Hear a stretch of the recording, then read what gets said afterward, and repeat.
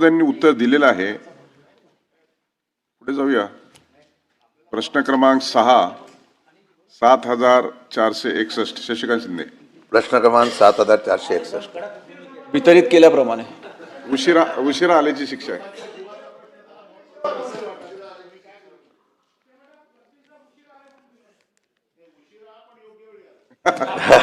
हे बरोबर आहे.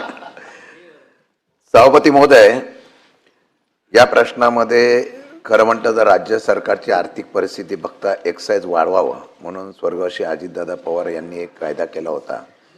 6 महिन्यामध्ये ऑडिट करण्याच्या बाबतीमधला निर्णय घेतला. बेकायदेशीर व्यवसाय हॉटेल ढाबे वगैरे इथे होणार याच्यावर कारवाई करण्याच्या संदर्भात सक्त आदेश दिले होते. तो जर आपण महाराष्ट्रामध्ये राबवला तर एक्साईज वाढू शकते. आपण होळीला एकाच कंपनीला फायदा व्हावा म्हणून काल जे आदेश काढले त्याच्यावर जात नाही मी, परंतु सभापती महोदय मी आपल्या माध्यमातून या खात्याला विचारू इच्छितो की आता कुठे गृह खात्याने नियम केलेला आहे काय की आमच्याकडे आल्यानंतर तुमचे व्यवसाय परत चालू करतो, असा राजकीय हस्तक्षेप किंवा राजकीय आशीर्वाद देण्याचा आपल्या डिपार्टमेंटकडून काही उद्देश असेल तर हा धंदे बंद होणार नाही. मी मागेही सांगितले, आपल्या उत्तरात दिलेले आहे की 47 गुन्हे दाखल झालेले, याचा अर्थ व्यवसाय चालू आहे. बेकायदेशीर व्यवसाय करण्याच्या संदर्भातून काही लोकांना सांगितलं तुम्ही आमच्या पक्षामध्ये या, आमच्याकडे या, तुमचे व्यवसाय परत चालू करतो. बंद झालेले आहेत, तुम्ही पक्षात घेतलं, पवित्र केल्यानंतर परत चालू झालेले आहेत. चक्री असेल सगळं मी पुराव्यासकट नावानिशी देईल. माझी विनंती आहे, माझ्याकडे प्रिंट आहे. कोरेगाव पोलीस स्टेशनच्यावर मोर्चा निघाला होता. मारहाण झाल्यानंतर मारहाण झालेल्याला बाहेर राहावं लागतं 2 महिने आणि ज्याने मारलाय त्याला गावात राहतोय. माझी पेनड्राईव्ह तुम्हाला मी सभापती महोदयांकडे पाठवतो.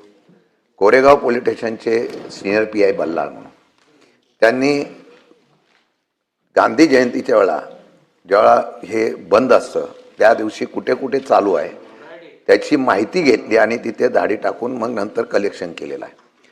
माझी विनंती आहे, त्याच्यावर संभाषण आहे की अशा प्रकारचे बेकायदेशीर व्यवसाय करणाऱ्यांच्यावर कारवाई करावी अशी मागणी होते. एकतर तुम्ही सर्व सकट बंद करा, नाहीतर सरसकट चालू ठेवा. फक्त आपल्याकडे आलं म्हणून त्याला जर सूट देत असाल तर ते चुकीचं आहे.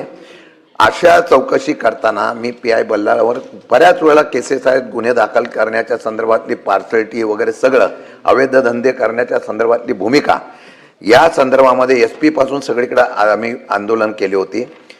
1-2च स्पेसिफिक विषय आहे. या असलेल्या संदर्भामध्ये तुम्ही सरसकट ही कामं बंद करण्याच्या संदर्भात कायदा कडक करणार का, त्याला जे पाठीशी घालतात त्यांच्यावर कारवाई करणार का, एक.